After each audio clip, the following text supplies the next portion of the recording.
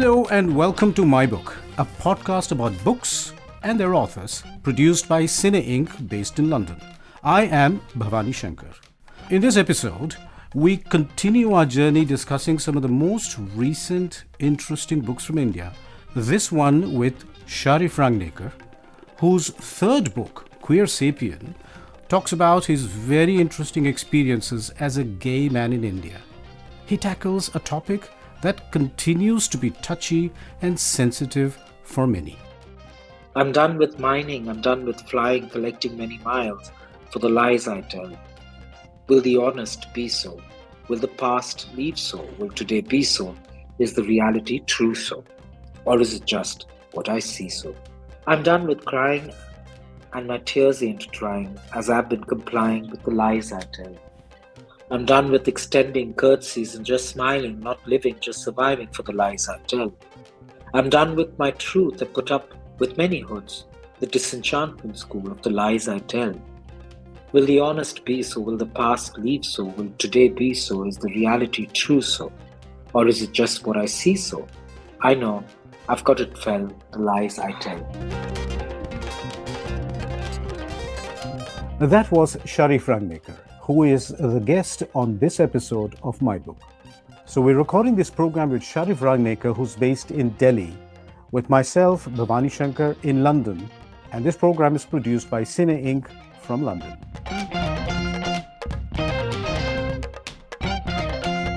Sharif, a warm welcome to our show. Let's talk for a moment about sexuality, how the world understands the evolution of, a very structured, straight to gay axes versus the many shades of gray that are evolving, and some of which you describe from your perspective.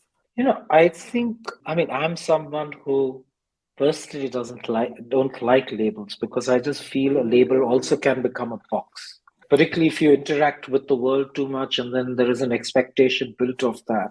And it's very difficult to just live completely away from the world, right? I feel eventually the beauty in nature and human beings is fluidity. I think it's that evolution that really matters, of the mind, of the body, of the soul. That's the beautiful part of I think being free. But as I say in the prologue, that as much as we don't want labels, we need labels, because labels give us a sense of identity. It gives us a sense of belonging. And that belonging is exceedingly important when the primary stereotype is heterosexuality, where there is no space for yourself, whether you're lesbian, whether you're gay, whether you're bi, trans, asexual, intersex, pansexual, sapiosexual, and the variety of them. So that need has arisen pretty much because of the dominant sexuality of heterosexuality. Like when I came out, if I didn't know there were other people like me and that we have names beyond homosexual, if I didn't know there was the word gay, or if there wasn't the word queer, I wouldn't know where do I stand, what group do I belong in. So that having that label becomes important to give one security. And I think when we look at it from the dominant sort of narrative as a heterosexual person, quite often they would say, why do you have to carry your sexuality on your sleeve and all? The mainstream world of heterosexuals don't need to carry it, because everything has anyway been decided and determined by them, because everything that they see in their world, in that sort of monstrosity of a world and that powerful world, everything that they have built is considered normal. So, and that construct can only be broken to some extent. We can't break it entirely, and we shouldn't also. But the construct doesn't give us space. So we have to then say, okay, listen, we're an outsider. And so I'm gay, or I'm an intersex person, or I'm a trans woman or a trans man. You stand up and having to proclaim who you are, so that no one starts to assume that you're like them, and then start assuming that your paths are going to be the same. And if you don't address these labels and these identities, then you're not even addressing the problems of lived experiences that all these identities go through in the minority space of sexuality. And therefore, you also don't find solutions through policy, through culture, to accommodate us as part of the larger space of society in this world. So you need it for that purpose. But I would hope, and I don't know when that would happen, I would hope that in some years, and maybe it'll take 50, maybe it'll take 100 years, I don't know, that people stop talking about sexuality, and they don't need to say, just everyone assumes that everyone's sexual and everyone does what they want to do. Everyone picks who they want to live with or want to live alone, whether they want to be in love or not in love. That's really should be left to the person. As I say in this book, one tree doesn't tell another tree how to behave, and one flower doesn't tell another flower to flower in the same way. If we can get to that whenever that happens, that will be a beautiful world. That's beautifully put, Sharif. In many ways, having been through the book very deeply, fluidity is exactly the word that I used as well. In fact, it's on a piece of paper in front of me. Now, in fluidity versus structure, and of course, when we talk of structure, we're predominantly talking about the heterosexual social structure. In the early years, especially, a lot of critics argued that the prime objective of that structure, with all its flaws, was procreation and sustenance, which the new shades of grey don't spontaneously provide. And a lot of demographers have the same concern and link it to falling birth rates, etc., etc. Is that an element that clouds this particular community or some part of this community? No, I think you've really picked a topic, and in fact, you're talking about something that the government has made a remark while presenting its response to the same-sex marriage petitions, where it talks about biological marriages between a man and a woman and the biological gender. And they've also talked about procreation and having children. And they've also gone to the extent of saying something exceedingly absurd in the courts, that if queer folks, let's say a gay couple or a lesbian couple, brings up a child, okay, I mean, obviously, if we could adopt, which we can't in India, if we could bring up a child, we would be, the children would be queer too, which is absurd, that these sort of, I mean, for God's sake, my parents were heterosexual.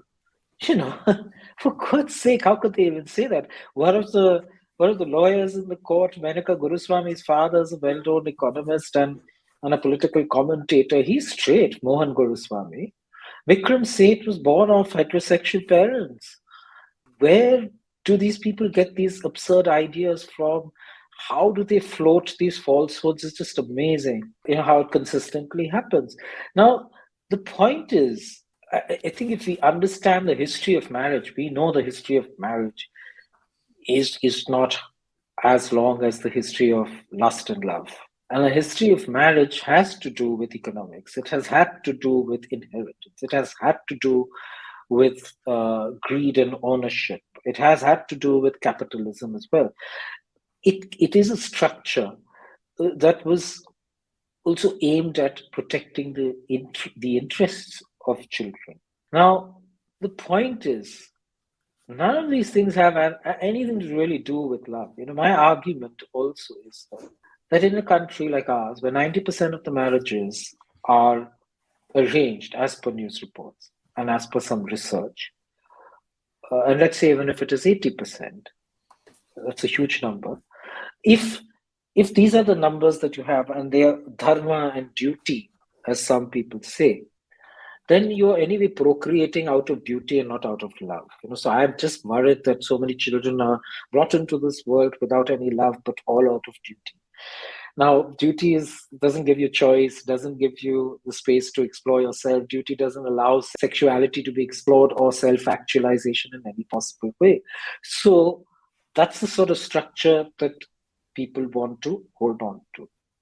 Now, they fear that if we have our own structure, it might depreciate the value of their structure. And the other argument that they invariably throw in is the argument that marriage is sacred, and so therefore we should be denied it.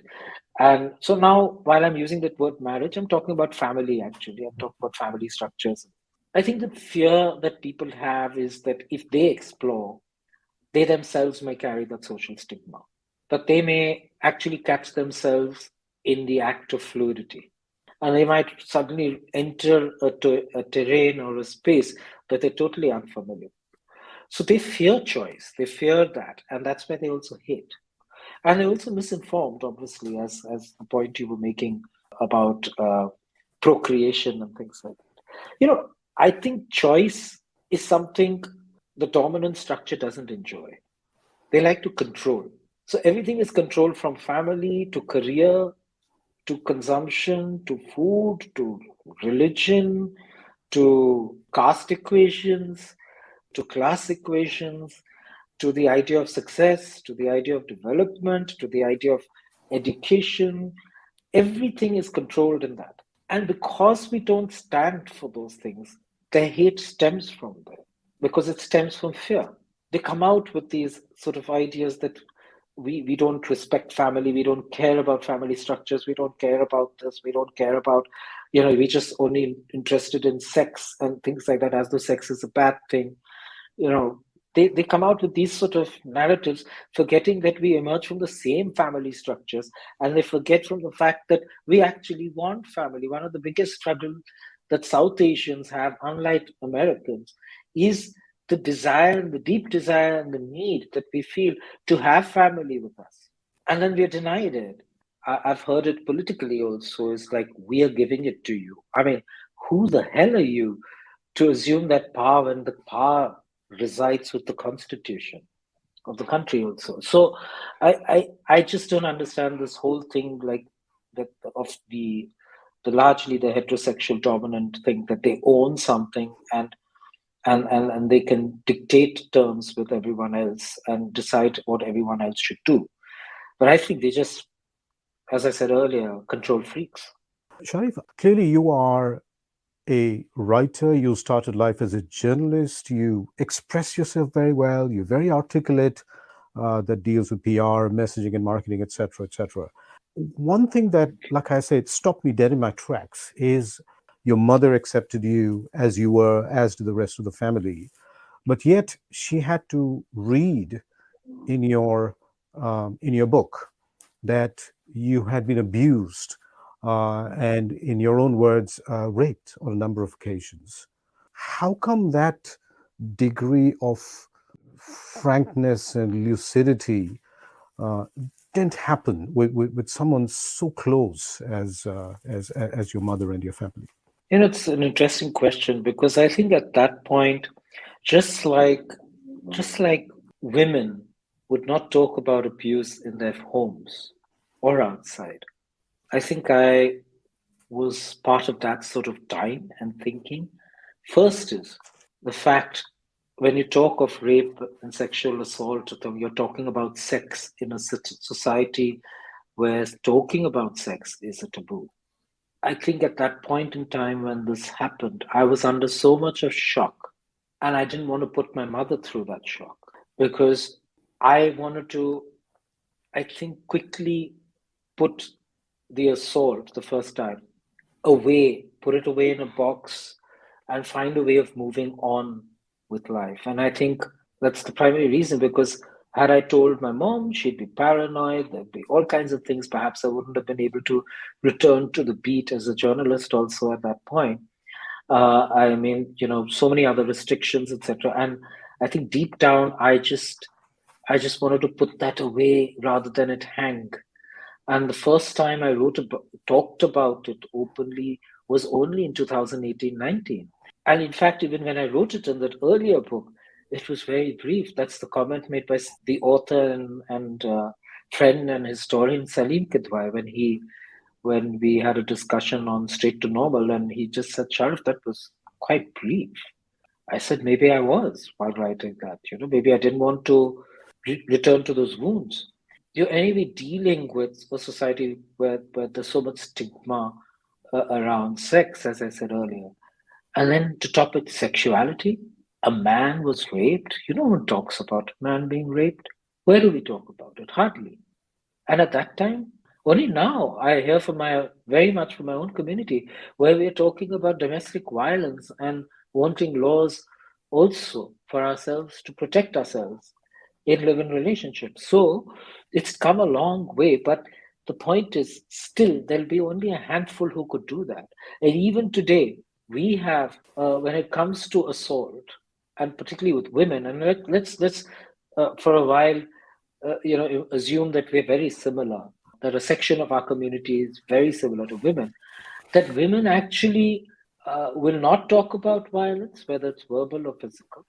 There are women, according to a survey done a few years ago, and I think I quote it in this book, where women believe they should be beaten up and assaulted if they haven't done their duty and job. So there are all these strange things that play in your mind when you're dealing with. I have a very dear friend who was a gay man, who now identifies as non-binary, who was assaulted by a very rich gay person.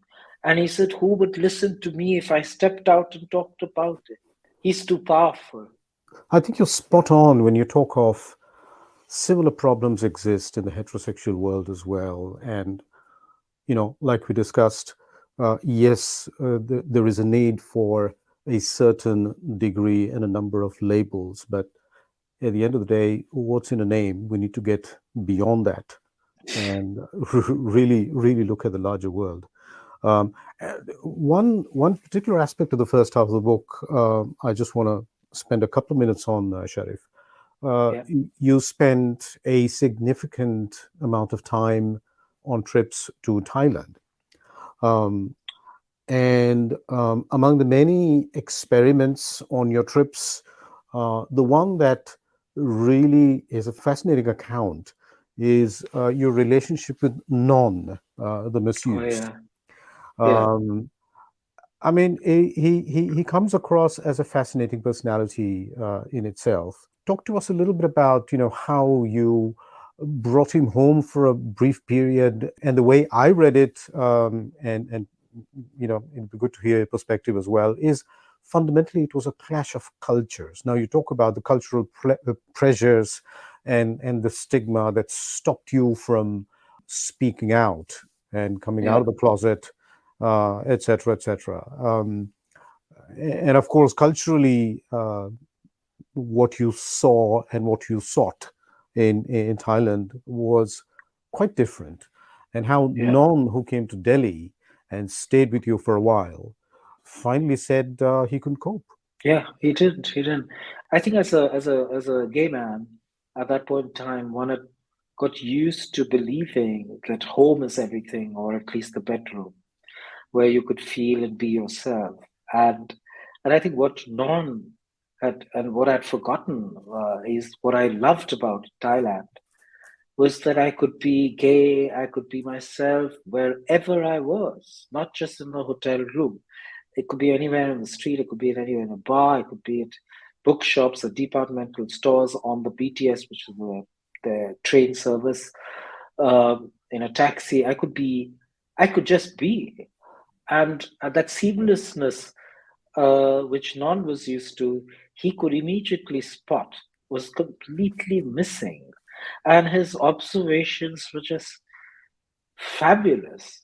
I mean, I couldn't make sense of all his observations at that point in time. It was only when I reflected on it and when he and I spoke again and we went over some of the points, just to clarify, that he made incredible points about the Delhi society and the way we, the observations on women, the observation on the absence of gay men. He said, if I may read from the book, actually. Sure, absolutely. He said, you'd want me to move to your home and city, but to inhabit that city would be living like a prisoner, he exclaimed.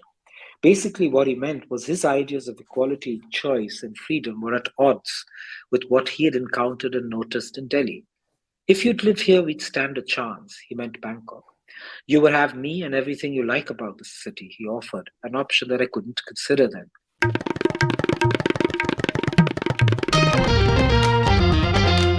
I welcome you back to my conversation with Sharif Rangneker, the author of Queer Sapien, a book published by Rupa Publications in Delhi. It provides a fresh perspective on the evolution of homosexuality in India and its impacts. Sharif, I want to move to the second half of the book that deals with how a diversifying society is dealing with the world. And it's really interesting, like we discussed, that so many challenges related to homophobia bear a resemblance to problem in the heterosexual half, or really any other walk of life, be that religion or the workplace, etc., etc. Now, one aspect that I want to pick out is you talk of social mobility. In fact, I think the term that you use is social capital, that kind of renders being articulate and being influential a rather elitist phenomenon. I mean, the fact that you were in a position of a certain privilege, and by the way, I'm paraphrasing your words, a good income, a good set of friends, being in PR and messaging, you had friends in the right places, etc., etc. All of that gave you a certain soft power, if we will. Now, if I'm looking at the other end of the scale, what about the poorer sections of the LGBT community? How can they be heard? How will their lot improve? And perhaps, like other aspects of life in India, when will they participate and not just be at the receiving end? Actually, you've touched upon something that's very close to my thinking, because a lot of us, I myself, I think took forever to realize how privileged I was, or I am. I mean, now I know. When you're talking about privilege, there is the privilege of education, there's the privilege of an address, there's the privilege of shelter, jobs, etc., as you defined in my case. And there's also a privilege of language. So I think while you use the word the poor a lot, I would describe poor from various other parts. I'm not only talking about economics here. We're also talking about the fact of people who are thrown out of their homes, people who don't have the language to be heard, people who are of the lower caste. Because, see, when we look at the queer spectrum, we need to look at the intersections that are there in society itself. There's the intersection of disability, there's the intersection of language, there's the intersection of caste. So we have queer Dalit folks, we have queer Muslims, in the current context, extremely important because of the kind of fundamentalism and the polarization that is there. Then you have also the aspect of the left and right, and where you see the left diminishing. So you have all of these factors playing out, which include a certain section and exclude another section on a constant basis. So I think the responsibility of people like me and people who have a certain access is how they share that. It's exactly what a lot of people say: hand the mic over, share the mic. Let us not all decide what everyone else wants, even within our community, or what they need. It's about, I think, when it comes to the aspect of social capital, privilege, all of those factors, it is about how democratic can you be. And so therefore, as I said, passing the mic, listening, discussing, and coming to solutions that are specific to the various kinds of people we have and the various kinds of lived experiences that people have. So my argument would always be that while we need to look at equality and all of those factors, equity matters, because equity recognizes the paths and the lived experiences of people. What I would like to also tell people who are listening to this podcast is this book is my eye on society. It's not every queer person's eye on society. We must realize that when we even talk about being Indian, when I say I'm Indian, I'm one in that 1.4. And that's the beauty in diversity, is your ability to engage with the different lives so that you can take those lives along and make them part of yours as well. So, Sharif, listening to you speak and looking at the parallels in other parts of society, is there a case for a quota or a reservation status for the queer community? I mean, do we need to extend the current quota reservation system? Is there a case being made for that at all? There is a case being made within the trans community, definitely. And there is a need, because I think the transgender community is perhaps suffers the most, because they're thrown out of home. In most cases, they struggle to get their new identity if they go, even if they don't go through transition and change their sex as such, or have a reassignment surgery, they're still trans. And to convince people that they are who they are is not easy. Government takes forever to give them their new names. Quite often they're searching, struggling for that, and the government officials go back to homes that they were thrown out of to get them verified, for basic stuff. Mm. So, the trans community is quite often, it doesn't get a chance to even go to a school or survive in school if they get to one. Forget college and university and things like that. They don't have enough money, or none. Absolutely. And I think that's a fascinating concept that people who look at queerness and the shades of gray probably don't recognize as much. If I may interject here, what worries me with that is that becoming a world where love and care requires evidence, like in numbers. Why can't a government care? Why can't the state care? Why can't parents care? Why can't corporates just care? Sharif, even though the book is in two halves, towards the end, you really loop it back to the core issues and close that loop. When you talk of, and again, I'm reading directly from the book, the pursuit of happiness is personal and also social and religious too, right? I mean, at the end of the day, given all the experiments and given all the opinions and given all the appearances and the evangelism, there is an element of personal grit that will define how the identity evolves, right? And I really like that reference that you make to, in the Indian context, Atmanirbharta or self-sufficiency, right? I Yeah, mean, yeah. it's a wonderful way to put it. As I say, that if you need sabka saath, sabka vikas, then you do need that Atmanirbharta. And Mm. obviously, people could take different meanings from this, because it's also linked with current politics. But at the end of the day, is that if we are not going to live in a world where where we can be self-reliant and have some sort of self-belief and space for self-realization eventually, then there is no development, then there Mm. is no evolution. There is not that kind of journey where you can actualize yourself. There is not that kind of journey where you make certain choices. And I do point out, because some people misunderstand the idea of I and choice as selfish or self-centered or anything of that. No, it isn't that. It is to also realize that freedom is an evolution, queerness is constantly evolving. Sharif, as we come to the end of this episode, I'm really keen, as you say in the epilogue, that we need to really look beyond what has happened so far, all the lies that we've been subject to, all the Yeah. all the deceit. It'll be great to hear from you the poem that you've written, which is very telling. And if you could do us a reading of that poem, it'll be a great note for us to finish on. This poem was coming, I think, from for a while. I must have been wanting to write it, because I was standing at a mall in Atlanta, and that was the last AGM and World Conference that I attended of the Public Relations Organization International. And my mother was also there, and her sister was also there, and my mother's sister was shopping. And I was already in the departure mode as such from getting out of public relations, because I was done with being politically correct.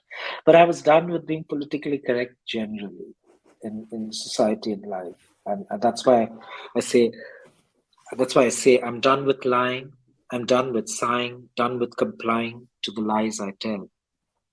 I'm done with storing down the baggage of mine. I'm done with trying to live with the lies I tell. I'm done with mining. I'm done with flying, collecting many miles for the lies I tell. Will the honest be so? Will the past leave so? Will today be so? Is the reality true so?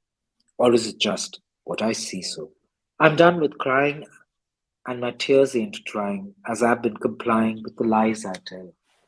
I'm done with extending curtsies and just smiling, not living, just surviving for the lies I tell. I'm done with my truth I put up with many hoods, the disenchantment school of the lies I tell. Will the honest be so? Will the past leave so? Will today be so? Is the reality true so? Or is it just what I see so? I know, I've got it fell, the lies I tell. Thank you very much, Sharif Rangneker, for Queer Sapien and really the unique views on the evolution of diversity in life and at work in India, and of course in all the other geographies that you reflect your views on. Thank you. Thank you very much, Sharif. Queer Sapien has been published by Rupa Publications in New Delhi. Thank you, Sharif. Thank you.